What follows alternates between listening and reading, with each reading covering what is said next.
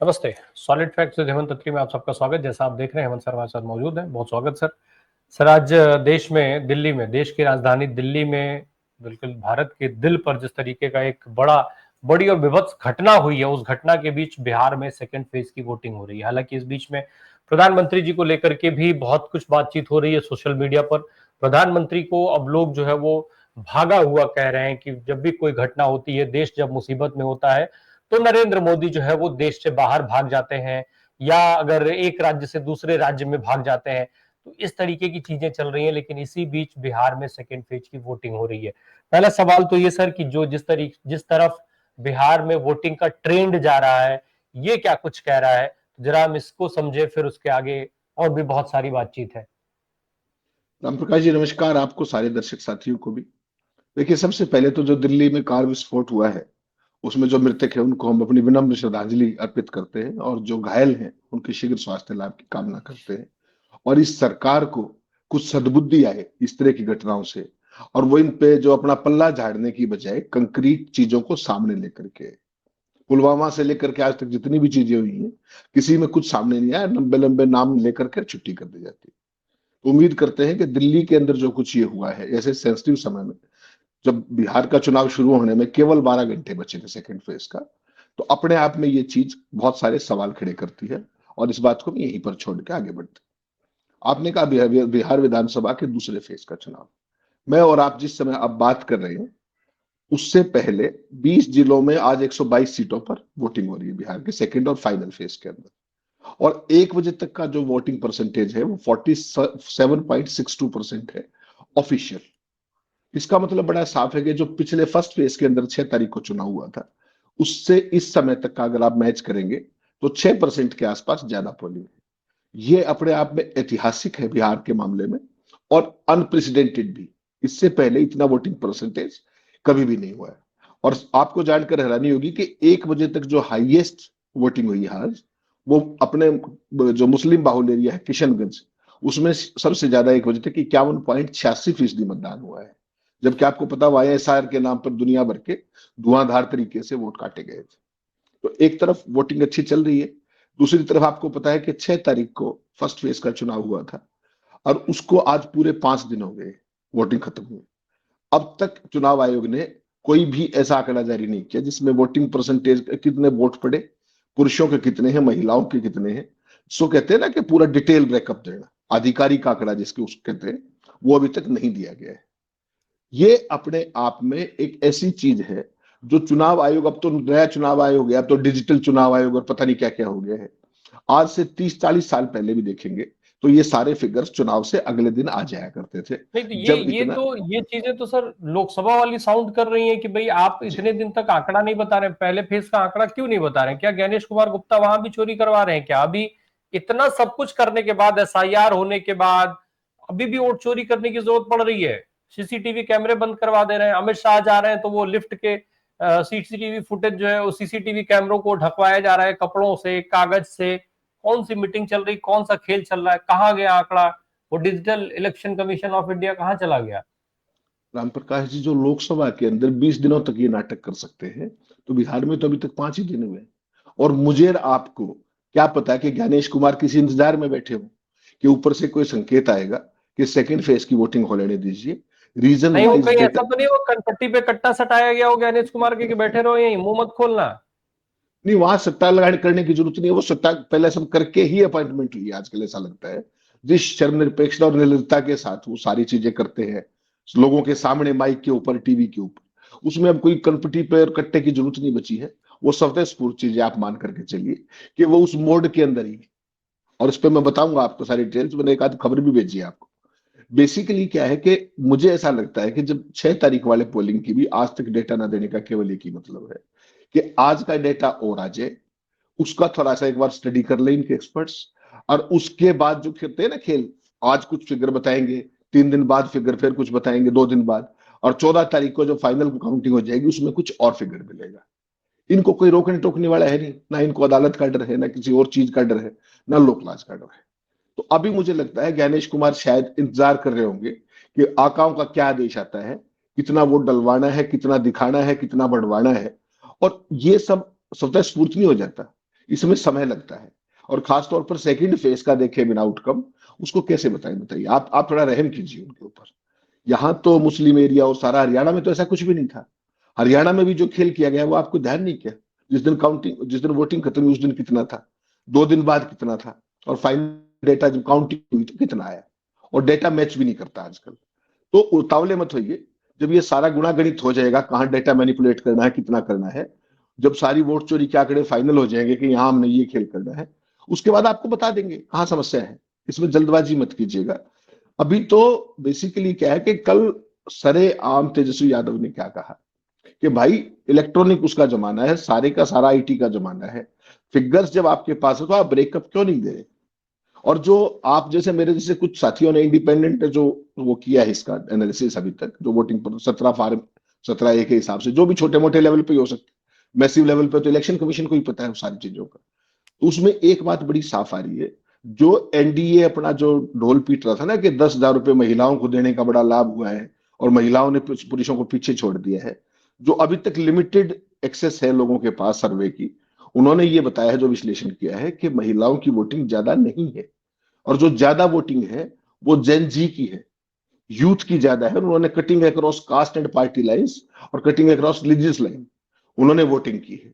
अगर वो वोटिंग का पैटर्न वो निकलता है, फिर मान के चलिएगा इनका सुपड़ा साफ। फिर आप चाहे कुछ कर लो।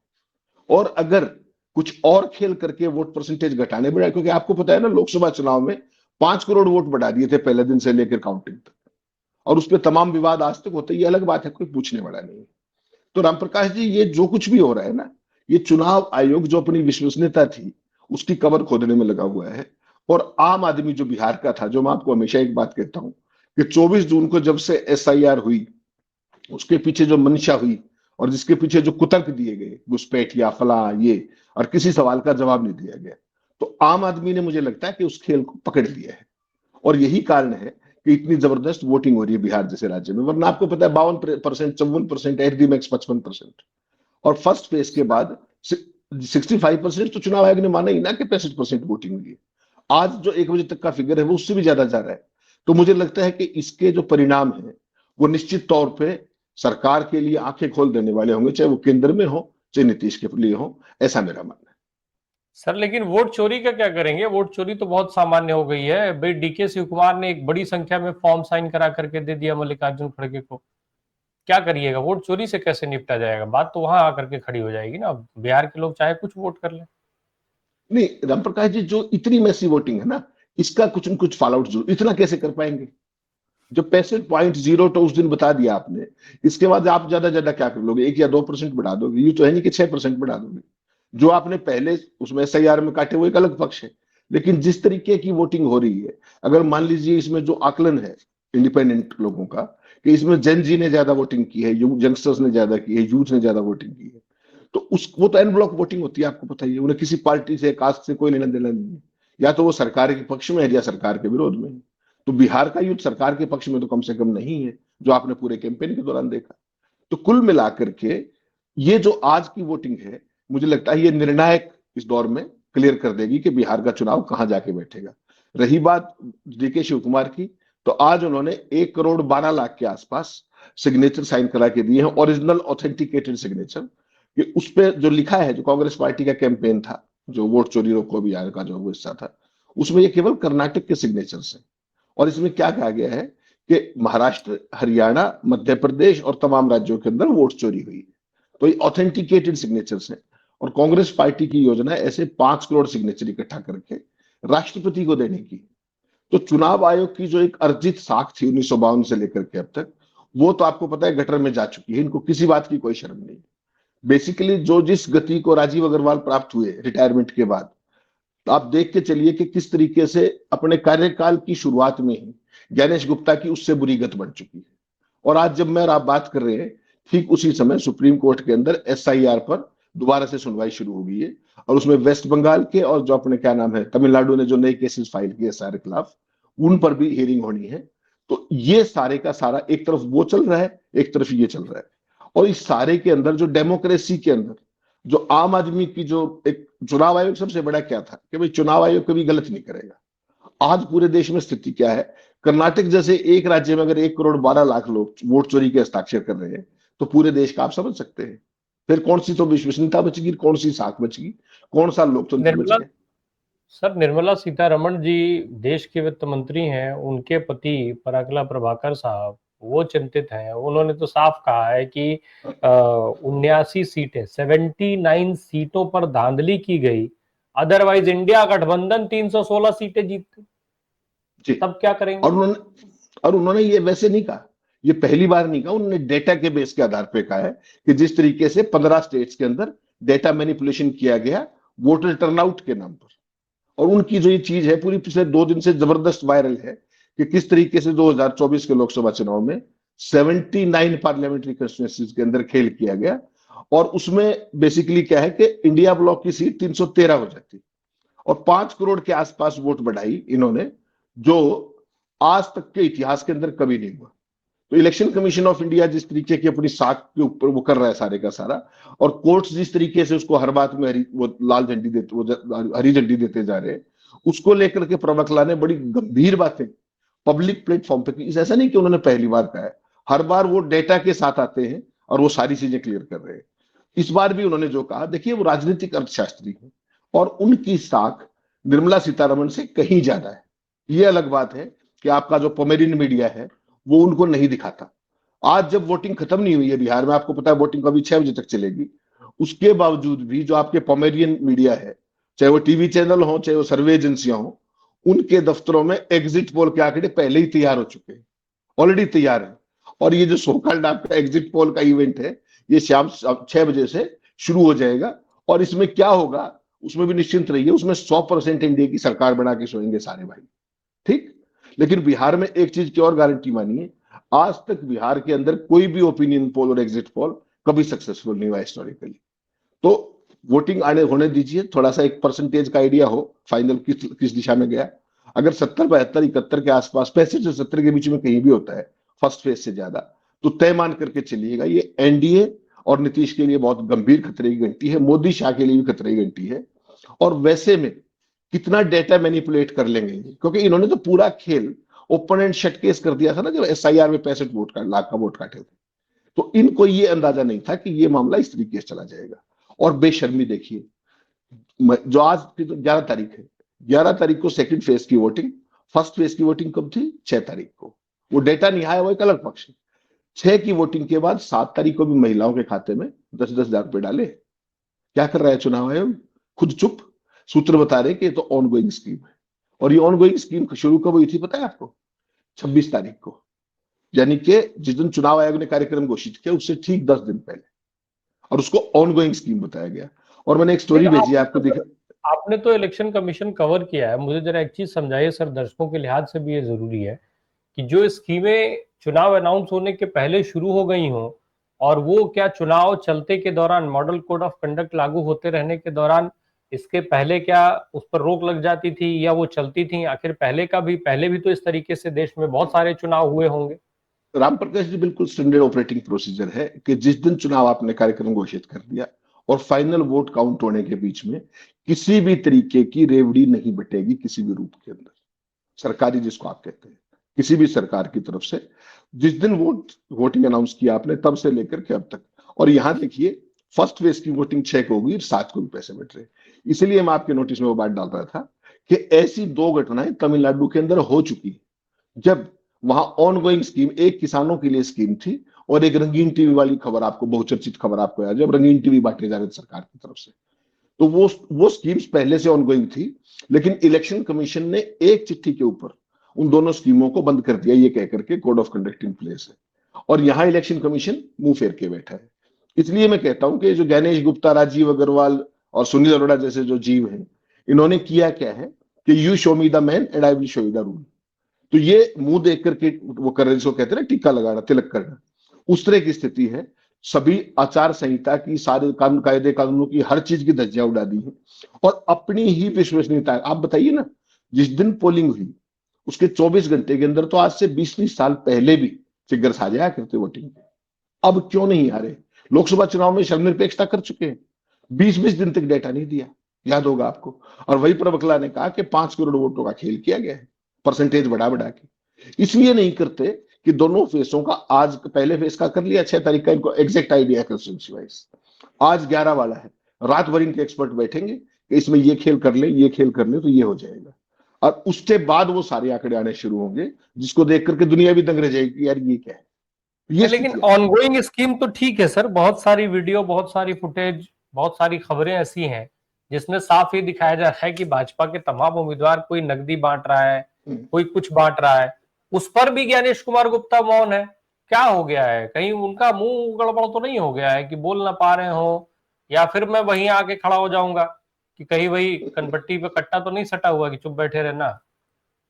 उनकी नियुक्ति की प्रमुख शर्तों में से एक है कि जब भाजपा का कुछ हो तो मुंह फेर लीजिए, भाजपा की इच्छा के खिलाफ एक शब्द नहीं बोलना है, और जब बोलो कभी मौका आ जाए, मान लो लोगों के बीच में फंस जाए, तो अपने कुतर्क रखो, जैसे जीरो एड्रेस बताया, हाउस नंबर 0, कितने बढ़िया तरीके बताए थे उन्होंने, कोई पुल के नीचे, कोई लैंप पोस्ट के नीचे, कोई कुछ इस तरह की चीजें। और इस बार कह दिया, जब दोबारा प्रेस कॉन्फ्रेंस हुई तो उसमें कह दिया कि नहीं, वो जो अपने म्यूनिसपैलिटीज हैं उन्होंने घर अलॉट नहीं कर रखे।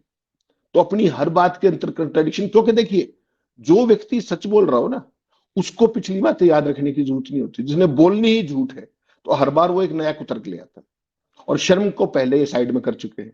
तो वैसी सूरत के अंदर देखिए, चुनाव आयोग तो सदा से, जब से ये बना, इस देश में लोकतंत्र का ऐसा प्रहरी था कि पूरी दुनिया में हमारे उदाहरण दिए जाया करते। और आपने देखा ब्राजील के मीडिया में किस तरह की बातें चल रही है 2 दिन से, वो जो मॉडल थी, जो हरियाणा में जिसकी इतनी वोट बना करके उसके चेहरे का यूज किया गया, ब्राजील का मीडिया उस खबर को दिखा रहा है, सोचिए आप। तो हमारी तो जो भी साख थी, जो हमारी विश्वसनीयता थी, जो लेवल प्लेइंग फील्ड था, उस सब का तो बेड़ा गर्क ये बहुत पहले कर चुके हैं। और अब इनको वो बातें ऐसी, मतलब इस देश के अंदर इन्होंने उन चीजों को स्वीकार्य बना दिया। आप बताइए, इंदिरा गांधी का चुनाव कितनी छोटी सी बात पर चुनाव रद्द हो गया था, और यहां 5 करोड़ वोटों का खेल वित्त मंत्री के पतिदेव बता रहे हैं। किसी अदालत ने कोई सुओ मोटो लिया हो, अदालत में गए हो तो किसी को कोई रिलीफ मिला हो किसी भी तरीके का, प्रधानमंत्री के जो चुनाव के दौरान जो खर्चे हैं चुनाव यात्राओं पर, किस तरीके सरकारी मशीनरी का दुरुपयोग है, कोई ऐसी चीज बताइए मुझे, कोई एक ऐसी धारा बता दीजिए कोड ऑफ कंडक्ट की जो इन्होंने वायलेट ना की हो।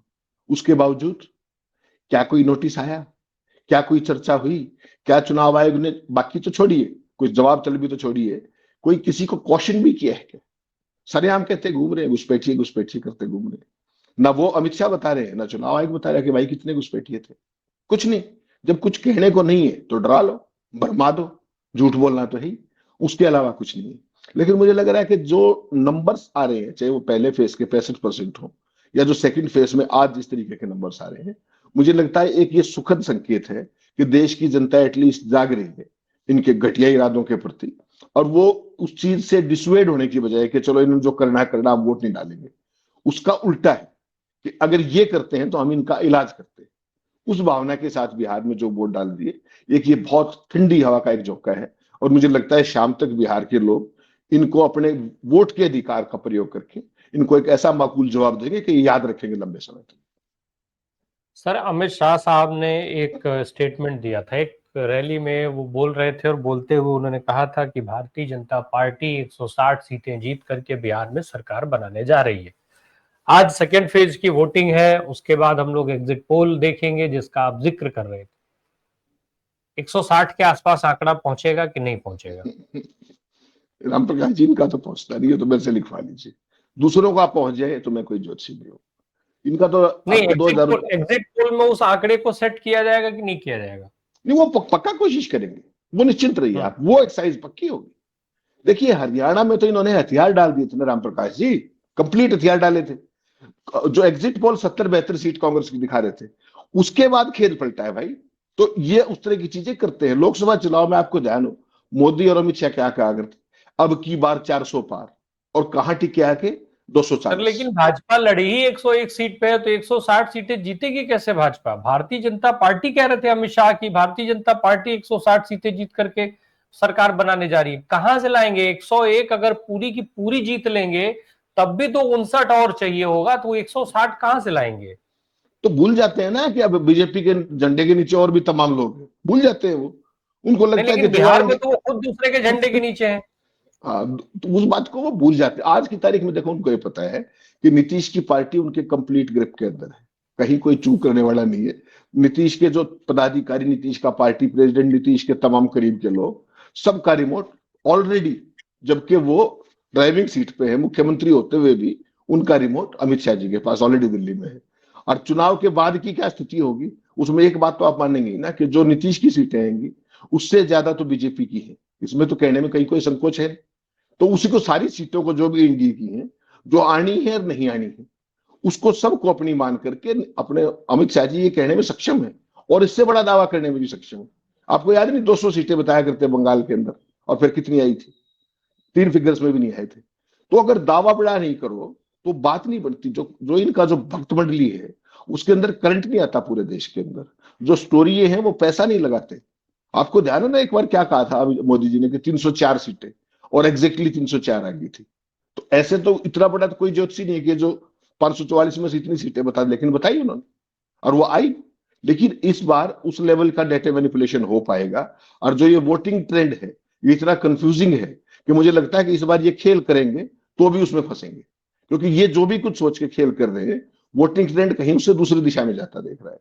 10-10 हजार रुपए बांट करके इनको लग रहा था कि महिलाएं इनकी पूरे के पूरे जो ढोल भर देंगी। हुआ उल्टा है। महिलाओं की वोटिंग उतनी नहीं हुई जो अब तक के जो संकेत आए हैं, और जैन जी ने इनकी तबीयत ठीक कर दी है पूरे तरीके से। अगर वो हुआ तो फिर कहीं ऐसा ना हो कि ये सारे एनडीए कोई जो 3 फिगर जो वहां पे हुआ था अपने वेस्ट बंगाल में, वैसी सूरत यहां भी हो सकती है। कोई हैरान बताइएगा। जो 20 साल के कुकर्म है वहां के जो नीतीश कुमार एंड गैंग के, वो कोई कम नहीं है। वो सारी चीजें बाहर निकल के आ रही है।